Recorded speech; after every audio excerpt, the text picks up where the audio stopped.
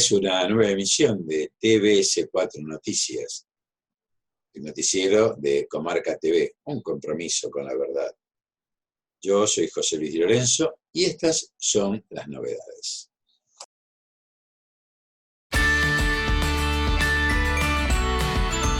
En Argentina, el presidente Alberto Fernández está analizando extender la cuarentena obligatoria hasta el 8 de junio.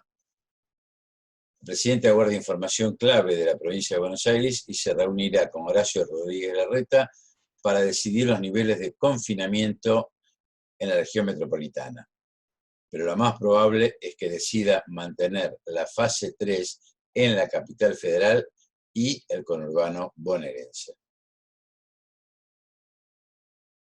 45.000 puestos de trabajo directo en todo el país en 45 días. Gabriel Catopodis, ministro de Obras Públicas, anunció el arranque de un plan que incluye 270 proyectos que crearán 1.000 empleos diarios. Aseguró que la obra pública es un motor de la economía y que el gobierno tiene la decisión de ponerla en marcha en todo el país en los próximos 45 días. El ministro ratificó que las empresas que ganaron las licitaciones deben garantizar el traslado de los empleados, conforme a los protocolos, para seguir con la protección que se impuso en tiempos de pandemia a los efectos de prevenir la propagación y contagio del COVID-19. El plan del que habló Catopodis es el denominado Obra País, que incluye desde construcciones hidráulicas y cloacales junto a AISA en municipios hasta refacciones en escuelas, pavimentos, rutas y caminos. Ramona Medina nos enrostra que la pobreza no es inevitable. Por la muerte por COVID-19 de la referente de la Garganta Poderosa, habitante de la Villa 31, se han producido distintas reacciones. Sin duda que el tema de los barrios vulnerables acreditan responsabilidades políticas y quizás penales. Pero tenemos que advertir la indignidad a que condenamos a cientos de miles de argentinos y que esto es una asignatura pendiente que por lo menos desde el regreso de la democracia en 1983, como pueblo, tenemos pendiente. La Argentina del antiproyecto, de ese del que todavía aún en democracia no hemos podido salir, solamente en uno de los tantos negocios especulativos habidos, el de las AFJP, legalizó usurarias comisiones que le permitieron a los bancos embolsar comisiones por 14.000 millones de dólares. Suma con la que se pudo haber construido 2 ciudades enteras como la de La Plata. Además, que solo por construirlas se hubieran generado unos 4 millones de puestos de trabajo en momentos de enorme desocupación. Esto habla a las claras de que la Argentina pudo y puede tomar un rumbo distinto, empezando por los más vulnerables. Recordemos lo que enseña el viejo profesor cuando nos dice que cada proyecto nacional implica una inevitable ruptura con el proyecto nacional anterior, en este caso el antiproyecto, originando una nueva legitimidad, aunque haya periodos de coexistencia. Y refiriéndose a las Ramonas, agrega. Escuchémoslo. Por ello, la población marginal o grupos desfavorecidos resultan a veces instrumentos aptos para el cambio al no estar comprometidos con los intereses del proyecto que se busca sustituir. Cristo elige pescadores, no comprometidos con el régimen o sistema vigente, prefiriéndolos a duchos y entrenados funcionarios vinculados con el imperio. Perón, para su intento de proyecto nacional, incluso por interrumpido, apela a un nuevo sujeto, las organizaciones de trabajadores, eligiéndolos de sectores hasta entonces marginados.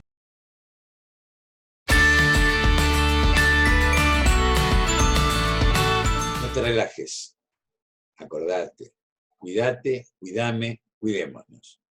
Hacele caso a estos consejos cada vez que entras a tu casa o a la casa de un mayor al que vas a asistir. Acciones frente al coronavirus COVID-19. Cuando ingresás a tu casa, quítate el calzado. Intenta no tocar nada hasta lavarte las manos. Desinfecta las patas de tus mascotas después de pasearlas. Quítate la ropa exterior y metela en una bolsa para lavar. Deja el bolso y llaves en una caja ubicada en la entrada. Duchate o si no podés, lavate bien todas las zonas expuestas. Manos, muñecas, cara, cuello, etc. Limpia el celular y los anteojos con agua y jabón o alcohol. Limpia con solución desinfectante las superficies. Recordá que no es posible hacer una desinfección total. El objetivo es disminuir el riesgo. Quédate en casa. Al coronavirus lo paramos entre todos y todas.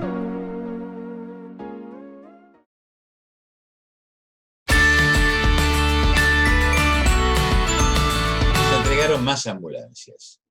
19 nuevas ambulancias fueron entregadas a las regiones sanitarias de la provincia de Buenos Aires para fortalecer el sistema de emergencias en esta etapa de la pandemia, las que cumplen un rol esencial en la pelea que como equipo los argentinos les estamos dando contra el coronavirus.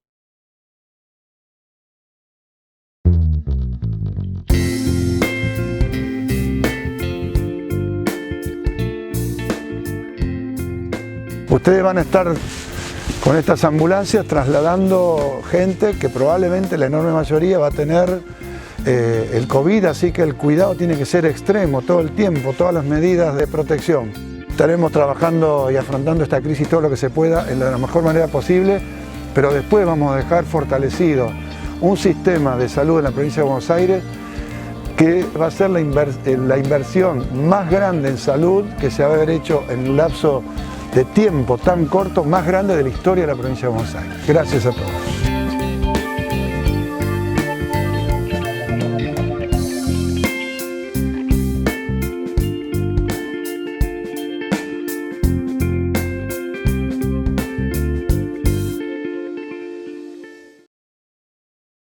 Operación Shanghái. Ya se ha llegado a 10 vuelos de aerolíneas argentinas en la denominada Operación Shanghái, que traen insumos para proteger a los equipos de salud. Trabajo conjunto, en equipo, lo que es esencial para cuidarnos, para salvar vidas.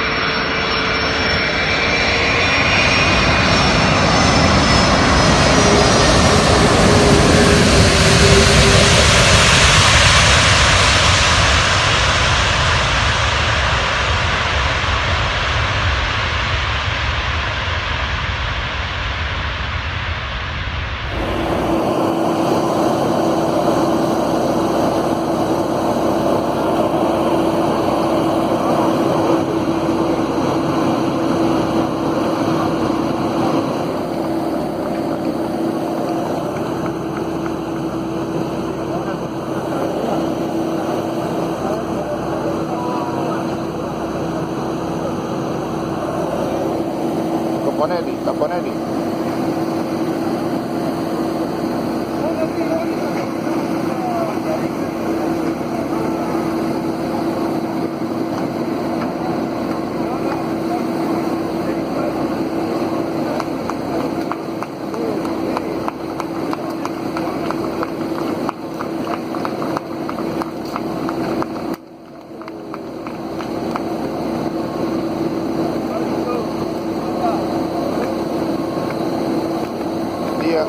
El barbijo con sangre, ¿no?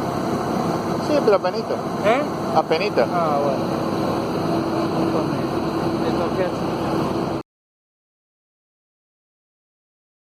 ¿Cuál es la validez de las sesiones virtuales? Se preguntan en La Plata respecto de la legislatura bonaerense. Vicente Atela, constitucionalista y representante del Observatorio de Asuntos Federales de la Universidad Nacional de La Plata, da su mirada. Compartimos la presentación del tema que hace nuestro corresponsal en La Plata, para dar luego paso al audio del constitucionalista, quien nos transmite su parecer. En los últimos días hemos visto, no sé si tanto por televisión o por medios como portales de internet o redes, que la legislatura de la provincia de Buenos Aires de a poco va reabriendo sus puertas, por así decirlo, con actividades, con sesiones. En la semana que pasó se dio justamente cita la primera sesión virtual. Esto se llama a través de distintas plataformas virtuales, alguna plataforma parecida al Zoom, pero lo cierto es que se ha realizado. Hemos dialogado hace unos días con un constitucionalista y un profesor de la Facultad de Derecho de La Plata, de la Universidad Nacional de La Plata. Él es Vicente Atela y nos habla en esta nota sobre la validez de las sesiones virtuales, sobre la validez legal de las sesiones virtuales. Lo escuchamos. La situación de realización de sesiones deliberativas o legislativas remotas o a distancia, o las llamadas telesesión, en el cual se pueda debatir y discutir de manera virtual, por videoconferencia, en el cual ya hoy es una cuestión de consensuar entre la política y los técnicos informáticos y la planta administrativa del personal, cuáles son las plataformas que pueden dar solución a estos nuevos problemas. Claro. Hoy, si vos me preguntás a mí, ¿podemos hacer una videoconferencia, Vicente? Y sí, yo te digo sí, pero ¿por dónde querés hacerla? ¿Por la plataforma Zoom? ¿Por la plataforma Jitsi, por Teams de Microsoft? ¿Por WhatsApp? Tengo que adaptar a esta nueva realidad. Antes hacíamos videoconferencias entre 4 personas, ya visto a 8. Claro. Para competir con las otras, a futuro sea más grande también. Entonces, el acompañamiento tecnológico nos tiene que servir también para adaptar el funcionamiento lo más regular posible a los organismos del Estado. En este caso, el Poder Legislativo. Y ya es el Consejo, no solo el Consejo Liberante de La Plata y lo que puede llegar a ser ahora la legislatura bonaerense, que han modificado su reglamento, sino que ya otras provincias lo han hecho. El caso de Mendoza, el caso de Salta, el caso de Santa Cruz, en el cual algunas de ellas no solo han sesionado para modificar sus reglamentos, sino que han debatido y han aprobado. Claro, lo que pasa, doctor, que hay mucho por ahí, había temores, uno por ahí, no sé si fue anecdótico o no quiero juzgar políticamente, pero la vicepresidenta tuvo que acudir hasta la Corte Suprema de la Nación por el temor a que después declaren inválida una sesión. En eso justamente hay mucha preocupación. ¿Cómo se atiende particularmente eso de que haya una sesión que se declare válida, que quien se conecta realmente sea el legislador en mandato vigente? Hay muchos detalles para tener en cuenta, ¿no? Mire, digamos, hoy las personas no solamente se identifican con nombre y apellido y número de documento. Hoy las personas humanas tienen también una identidad digital, que pasan por la denominación y el nombre que se tiene en un correo electrónico, o el nombre y denominación que se tiene en las redes sociales, como asimismo también la Argentina avanzaba hace más de 10 años en lo que es una legislación, porque hay una ley específica de la firma digital. Sí. En consecuencia, hay variables electrónicas, tecnológicas y variables biométricas que permitan certificar la identidad de la persona. Entonces, lo que hay que buscar son las herramientas tecnológicas adecuadas para promover certeza en lo que es la telesesión o la sesión por videoconferencia. En este caso, supóngase que sea la legislatura de la provincia de Buenos Aires, lo que tendrá que certificar el secretario legislativo o el secretario parlamentario junto con el presidente del cuerpo es que la plataforma que se utilice sea la misma por todos, la dirección electrónica en la cual van a concurrir todos a deliberar, como asimismo los mecanismos para certificar que el que participa es el legislador, que corresponda, como asimismo cómo certificar después y registrar el voto, la opinión y el sentido de la votación de esa persona. Porque en lo presencial, digamos, en el diálogo presente y la dinámica de la inmediatez física, todo esto se produce en vivo y queda registrado por los taquígrafos. Pero bueno, hoy, al no poder estar esa situación, va a haber que adaptarse en registros que sean videográficos y a su vez los elementos tecnológicos que certifiquen la identidad. ¿Será un detalle pensar en que tengan que haber algún notario o alguien de Escribanía General de Gobierno, pensando así en voz alta, y que, bueno, que las plataformas por las cuales se haga la sesión virtual sea alguna elaborada domésticamente, ¿no?, por la propia institución? Mira, en principio no se necesita una actuación de un notario siempre y cuando lo habilite el reglamento y se establezca el procedimiento tecnológico que se va a acudir. El tema es elegir bien cuál es el procedimiento y la plataforma a efectos de que dé la capacidad de concurrentes, tenga estabilidad en el funcionamiento, no tenga limitaciones temporales de uso.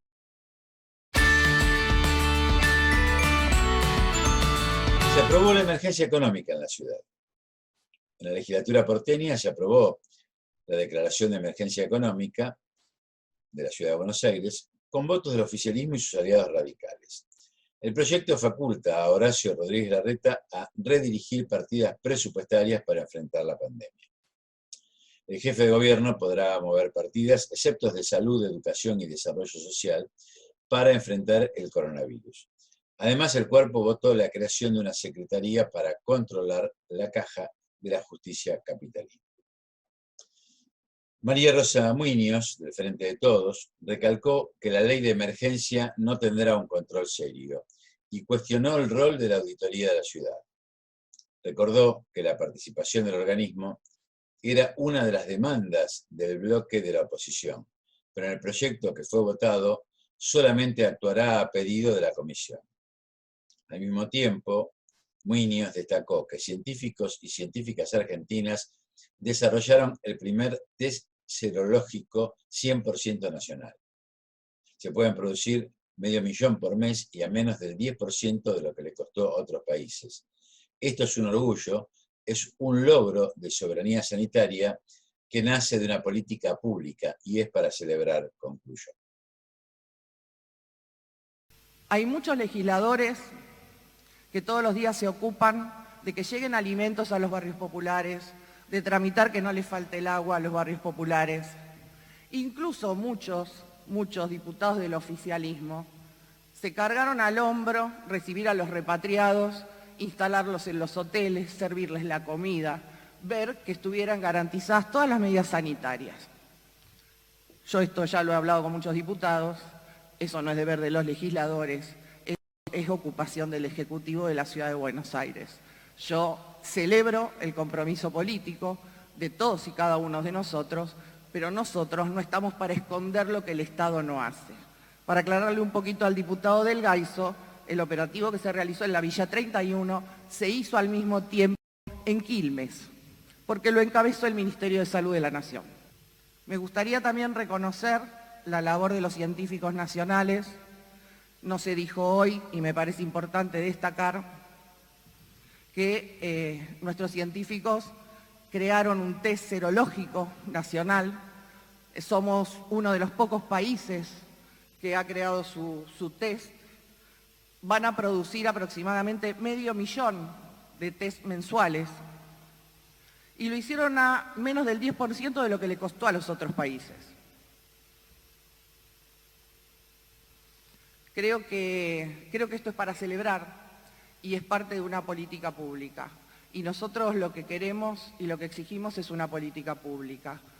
Pedimos el día que se trató la ley de endeudamiento que hubiera una ley de emergencia. La ley de emergencia no cumple con ninguna de las cosas que nosotros solicitamos en ese debate. Pero básicamente lo que no tiene es un control serio, que para nosotros eso hubiera bastado. Es cierto que nuestro proyecto de minoría tiene un montón de proyectos que fuimos presentando los legisladores de diferentes bloques en cuanto al destino del gasto, que es lo que falta en esta ley. Esta ley ordena de dónde va a sacar los recursos, pero no dice a dónde van. Hay un genérico que dice atención de la pandemia y comunicación. Y se remite exclusivamente a eso. No dice a qué sector va a favorecer, si va a financiar. Bueno, a ver, muchachos, de hecho, antes de ayer en el boletín oficial se publicó una quita de 800 millones de los comedores comunitarios para el subte. Esto no es un dato menor, esto es una decisión política o un error de carga. Yo hace 5 años que estoy acá, lo escucho un montón de veces. El Ejecutivo tiene que ordenar la cuarentena, tiene que ordenar la salida de la cuarentena, de los diferentes sectores económicos, de la población en general, tiene que construir protocolos. Hace 30 días que escuchamos hablar que los barrios populares hacen cuarentena comunitaria. Y es verdad, porque así te lo marca la realidad, las condiciones de hacinamiento, la falta de alimento, la falta de agua. ¿Dónde está el protocolo? Nadie en el gobierno de la ciudad se tomó 2 minutos para armar un protocolo de actuación. Hemos visto las ferias, en la 1114, en la 31, desbordadas, porque nadie ordenó el espacio público. No podemos anular las ferias, la gente necesita comer y necesita tener una ganancia, pero puede ordenarse, porque para eso están los ejecutivos, para ordenar. Primer caso de COVID, que se cobra una víctima en la Villa 1114, llegamos los militantes políticos de todas las fuerzas, antes que el SAME, porque el SAME sigue sin entrar en las villas. No tenemos unidades febriles en las entradas de los barrios. Se traslada a la gente sospechosa a los hospitales, con riesgo de contaminar a los pacientes de los hospitales que no tienen COVID. Y la última, para cerrar, porque es lo que me está pidiendo el vicepresidente correctamente, el mayor riesgo que nosotros tenemos hoy de contagio se da en el transporte público. ¿Qué hace el gobierno de la ciudad? Restituye las grúas. Muchas gracias.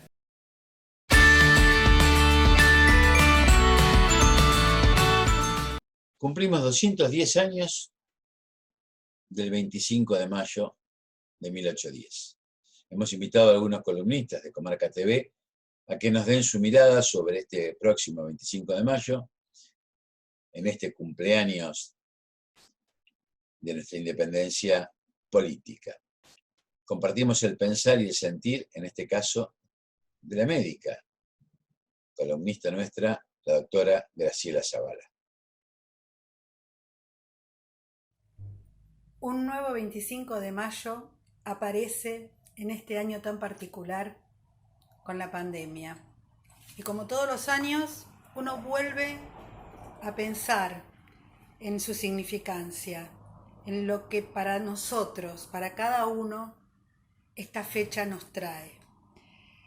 Y la pregunta que me surge es ¿dónde hubiera estado yo en ese 1810? En ese momento donde todavía no había una identidad nacional, un ser nacional, donde la revolución era liberarnos del poder de España, y donde el modelo era una junta, qué sé yo, repitiendo un poco los modelos de esa época. ¿Dónde hubiera estado? Me encantaría pensar que hubiera estado con Belgrano o con Moreno. Me encantaría sentir que podría haber aportado mi mirada, mis ganas de iniciar un nuevo camino. ¿Cuántas veces hemos celebrado el 25 de mayo? Desde que estamos en el colegio, desde tan pequeñitos. ¿Y cuántas veces nos ubicaron vendiendo empanadas o paseando como dama antigua, como caballero por la plaza? ¿Cuántas veces estuvimos repartiendo cintitas como French y Beruti? ¿O estuvimos en esa semana anterior con los paraguas tratando de ver ante el cabildo? Todas esas imágenes infantiles que lo que dejan dentro nuestro es esa sensación de que es una fecha tan conocida por nosotros. ¿Y dónde estamos hoy? En este 2020, ¿dónde estoy hoy? En este mayo tan particular. Ahora sí, con una identidad, con un ser nacional consolidado, con una independencia, teniendo nuestro propio gobierno. El cumpleaños de la patria, una vez más, nos interpela. ¿Dónde estamos? Cada uno de nosotros. Cuando planificamos este noticiero, pensamos incorporar los consejos del viejo profesor como un modo de ayudar a pensarnos y a pensar un nuevo modelo de vida.